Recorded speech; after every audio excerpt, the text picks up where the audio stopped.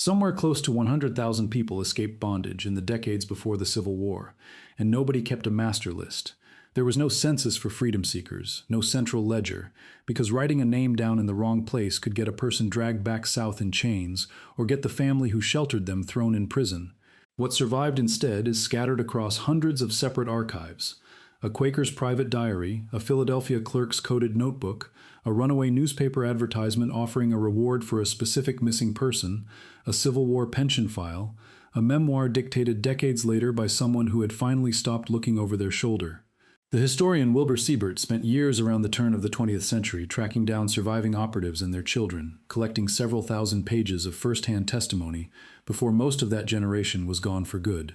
The National Park Service now runs a formal Underground Railroad Network to Freedom program, and it currently lists more than 700 documented sites across 40 states, houses, churches, riverbanks, and depots where the record is considered solid enough to certify.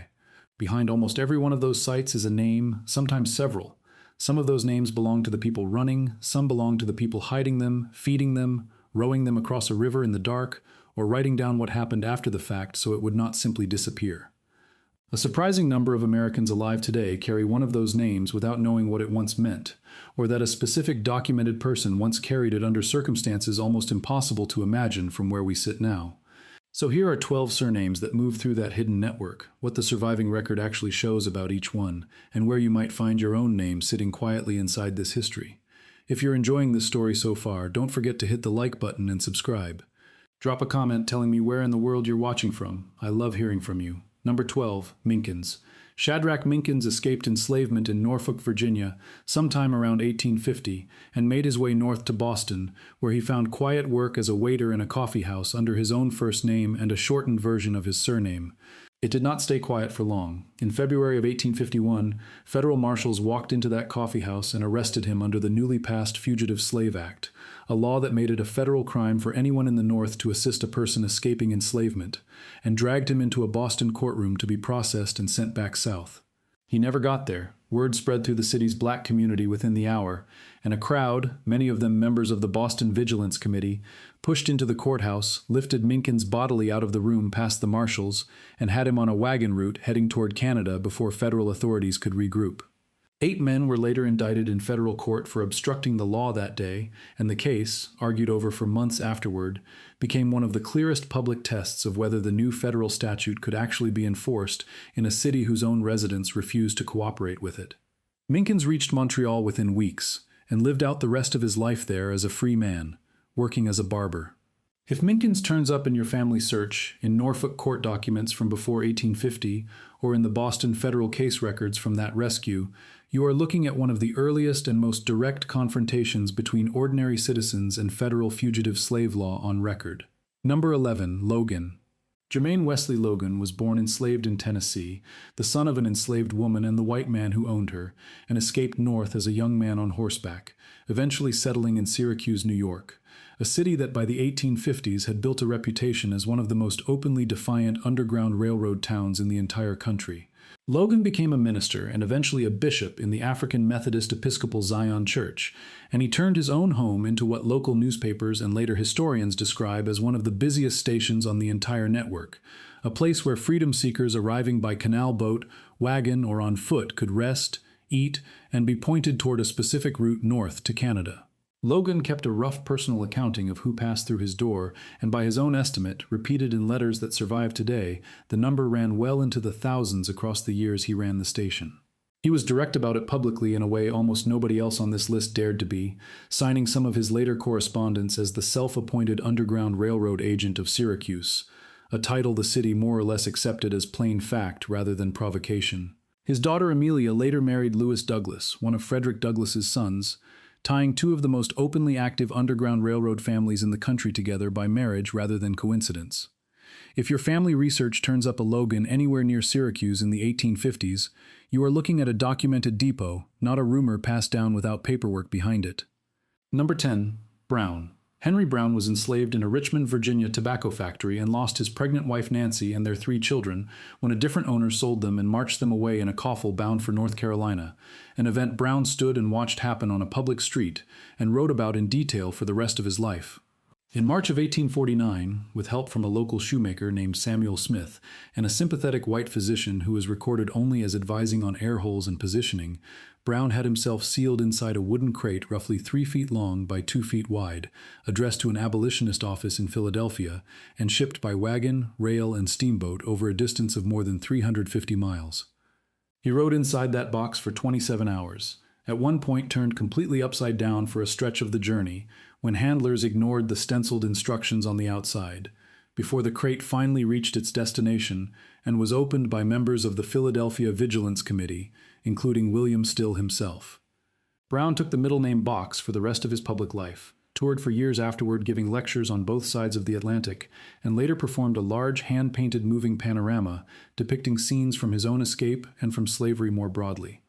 Samuel Smith was eventually caught attempting to ship a second person the same way and served more than 7 years in a Virginia penitentiary for it. If the name Brown sits in your family tree with roots in Richmond before 1850, the specific story behind it may run stranger than anything invented for fiction. Number 9. Jacobs. Harriet Jacobs was enslaved in Edenton, North Carolina, and to escape the persistent sexual advances of the man who owned her, she made a choice almost nobody else on this list made. She did not run north immediately. She hid in place, first in the homes of sympathetic neighbors, and then for nearly 7 years in a crawl space built above a storeroom in her own grandmother's house, a space she later measured in her own writing at about 9 feet long and 3 feet high, with a slanted roof that meant she could never once stand upright the entire time she was inside it. She could hear her own 2 children playing in the yard outside through a small gap she bored in the wall herself, close enough to make out their voices, but she could not risk letting them know she was there, since a child's slip of the tongue could have ended everything. In 1842, once the immediate danger to her had eased, she finally escaped north by boat to Philadelphia and then New York, was gradually reunited with her children, and eventually settled in Rochester, New York, where she worked in the same abolitionist circles that surrounded Frederick Douglass's newspaper. Writing under the pseudonym Linda Brent, she published her own account in 1861 under the title Incidents in the Life of a Slave Girl, one of the only surviving first-hand narratives by a formerly enslaved woman that describes both the sexual coercion she endured and the extraordinary physical toll of hiding in place for years rather than running outright. If Jacobs appears in records tied to Edenton before 1842, you are looking at one of the most carefully documented individual escapes in the entire archive. Number 8. Craft. Ellen and William Craft were enslaved on separate plantations near Macon, Georgia, and married with their respective owners' permission around 1846, fully aware the entire time that any child the marriage produced could legally be sold away from them at the owner's will, since the child's status followed the mother regardless of who the father was. In December of 1848, they attempted something almost nobody else on this list dared to try. Ellen, whose complexion was light enough to plausibly pass as white, cut her hair short, bandaged her right arm and hung it in a sling to avoid having to sign any document along the way, put on a stovepipe hat and green spectacles, and traveled as a young white gentleman planter journeying north for medical treatment, with William posing openly as her own enslaved manservant. They traveled by train, steamboat, and stagecoach through Georgia, South Carolina, North Carolina, and Virginia over 4 days, staying overnight at hotels and once sharing a train car with a man who had personally dined at William's actual owner's table without being recognized, and they reached Philadelphia on Christmas Day of that year. They eventually settled in Boston, then fled again across the Atlantic to England after slave catchers arrived hunting for them under the newly passed Fugitive Slave Act, and they did not return to the United States until after the Civil War, when they came back to Georgia and opened a school for freed children on land they purchased themselves. If the name Craft appears anywhere near Macon in your search, you may be looking at one of the boldest escapes ever carried out in plain daylight rather than under cover of darkness. Number 7. Rankin. John Rankin was a Presbyterian minister who moved his family from Tennessee to Ripley, Ohio, directly across the Ohio River from slaveholding Kentucky, and built his house on the highest hill overlooking the town so it could be seen from the far bank. Local accounts, passed down through his own descendants and later corroborated by town records, describe a lantern kept burning in an upstairs window each night as a quiet signal that it was safe to attempt the crossing, visible for miles along the Kentucky side on a clear night.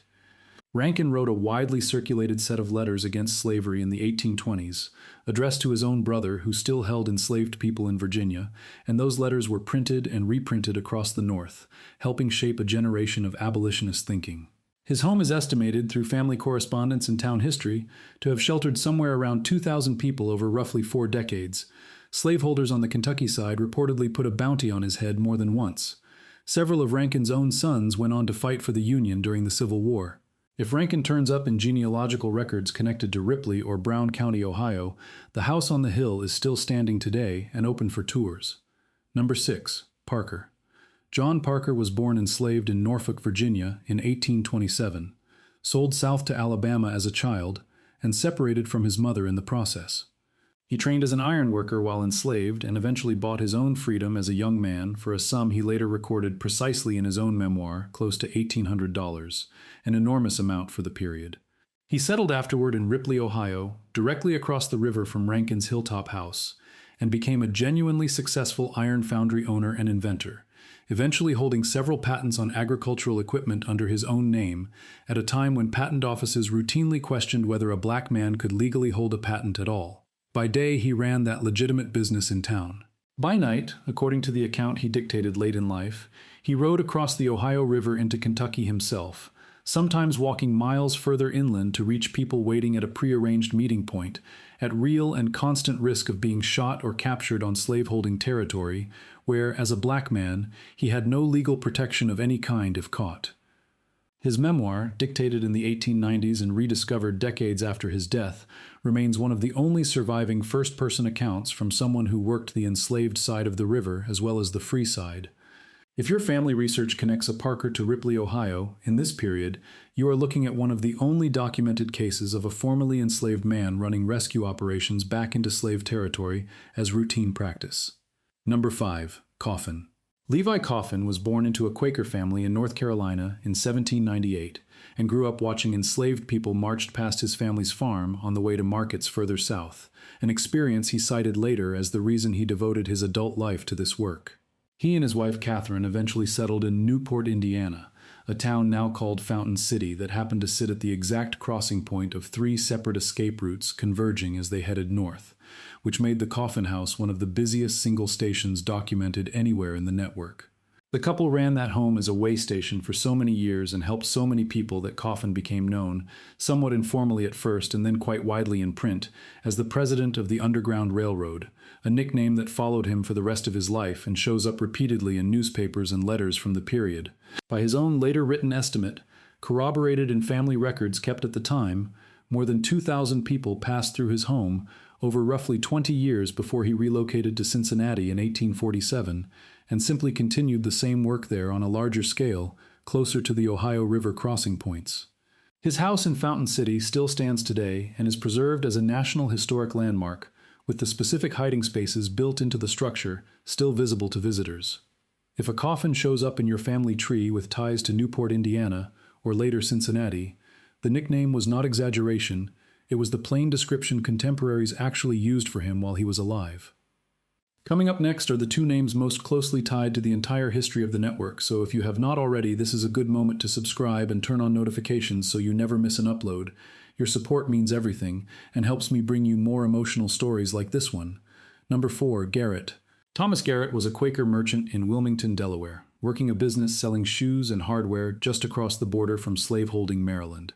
a position that made his station one of the most dangerous and most necessary stops on the whole route north, since Delaware itself was a slaveholding state right up until the end of the Civil War. Garrett later said he first grew committed to this work after learning that a formerly enslaved woman who had worked in his own household years earlier had been kidnapped by slave catchers right off the streets of Philadelphia, an event he could do nothing to stop and never fully got past.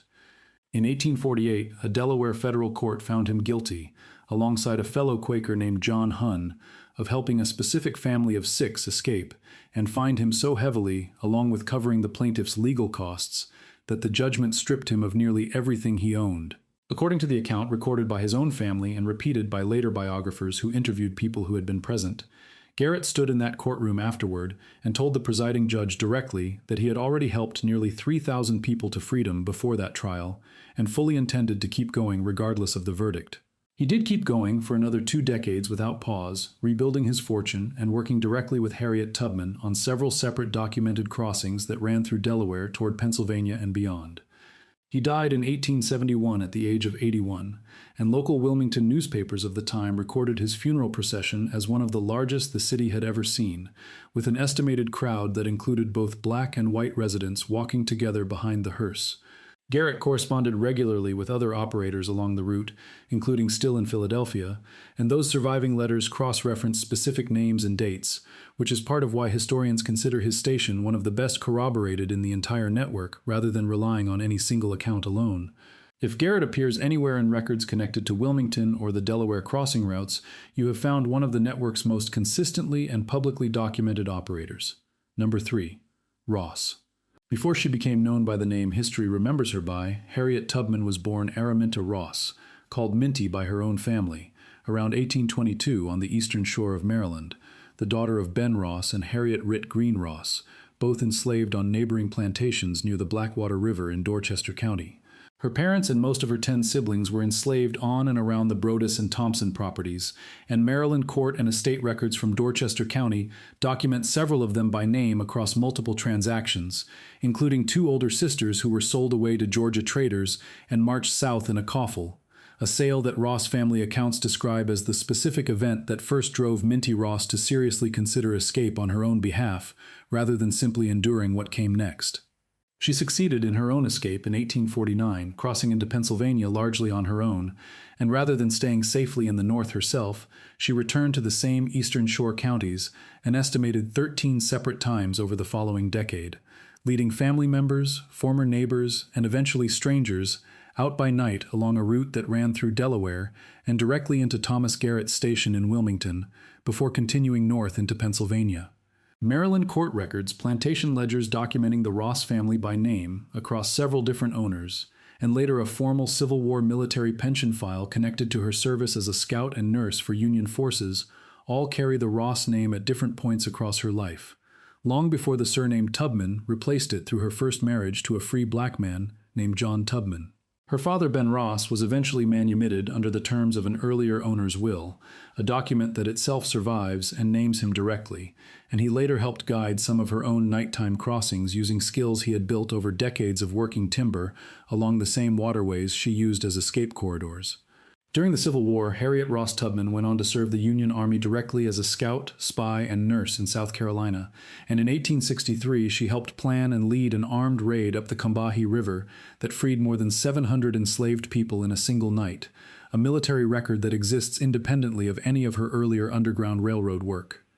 If Ross appears in genealogical records tied to Dorchester County, Maryland, in this period, you are looking at the same family line that produced the most thoroughly documented individual conductor in the network's entire history. Number 2, Still. William Still was born free in New Jersey to parents who had themselves escaped enslavement in Maryland years earlier, and he moved to Philadelphia as a young man, eventually taking a clerk's position with the Philadelphia Vigilance Committee starting in the early 1850s.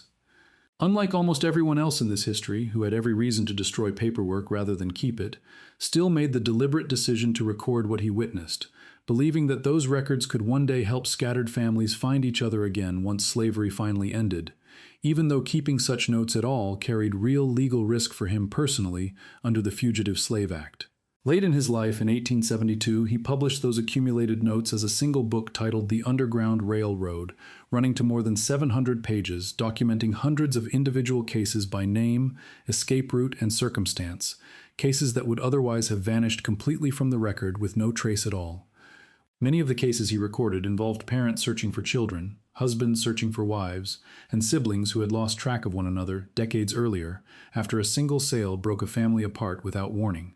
One of those cases turned out to be his own family. A middle-aged man arrived at Still's Philadelphia office one afternoon, describing a childhood spent sold away from his mother in Maryland decades earlier, and through careful, patient questioning, William Still slowly realized that the man sitting across from him, describing that childhood, was his own older brother, Peter Still, sold south long before William was even born, a brother he had only ever heard about in fragments of family story passed down by his parents. Because Still had made writing everything down a habit rather than an exception, that reunion, and hundreds of others like it, survive today in exact documented detail rather than as unverifiable family legend. Still went on to serve on the committee that helped desegregate Philadelphia's streetcars decades later, and his original notebooks and correspondence are preserved today at the Historical Society of Pennsylvania, still consulted by genealogists and descendants trying to trace exactly the kind of family separation his own brother had lived through. If Still appears in your search connected to Philadelphia in this era, you are looking at the single most complete written archive the entire network ever produced. And number 1, Douglass. Frederick Douglass was enslaved on Maryland's eastern shore and made at least one failed attempt before his escape finally succeeded in September of 1838. Traveling by train and steamboat from Baltimore up through Delaware, into Philadelphia, and on to New York, using borrowed identification and protection papers belonging to a free black sailor, papers he was able to pass off as his own, because the written physical description on them was vague enough to survive a hurried conductor's inspection on a moving train. He was assisted in the planning by Anna Murray, a free black woman he had been courting in Baltimore, whose own free status, steady income as a domestic worker, and careful saving of money made the specific route, the train fare, and the timing of the attempt possible in the first place. She followed him north within days, meeting him first in New York before they traveled on together to New Bedford, Massachusetts, and they married almost immediately after her arrival, a marriage that lasted more than 40 years until her death, and their household in Rochester later became a stop of its own along the very network Douglass had once escaped through. Douglass spent the rest of his long life documenting not just his own escape, but the broader machinery of slavery itself, across 3 separate autobiographies written at different decades of his life, each new version adding detail the earlier ones had deliberately left out, because naming a specific person or route while slavery still existed could have exposed the people who helped him to arrest, or worse. He later worked directly alongside Logan's station in Syracuse and crossed paths with several other documented points along the network over his lifetime, tying his own name to nearly every other name on this list at one point or another. He later purchased his own legal freedom outright from his former owner in 1846, once British supporters raised the funds, closing out the legal risk that had hung over him and his family for the 8 years since his escape. And he spent the decades afterward publishing a newspaper, advising Abraham Lincoln directly on the recruitment of black Union soldiers, and eventually holding federal appointments after the war ended. If Douglass sits anywhere in a family record tied to the eastern shore of Maryland before 1838, you are connected to the single most publicly documented individual escape in all of American history. 12 names, one hidden network, and an unknown number of families still carrying pieces of this story without realizing it.